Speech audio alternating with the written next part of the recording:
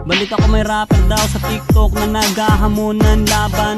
Walang personalan to, pero ano ba talaga gusto mong patunayan? Ano nga ba nakain mo para maisip mo bigla na ako ay labanan? Imposible akong talunin lalo na pag rap battle na ang usapan.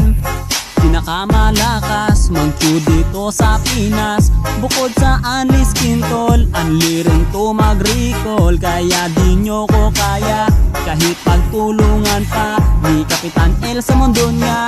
Kayo'y mapapaluhod sa harapan ng tunay na rapper na hinamon mo ng battle sa paligsahan ng rap. Pagkatalo mo'y masaklap, ngayon matutong kumilala, di may kukumpara.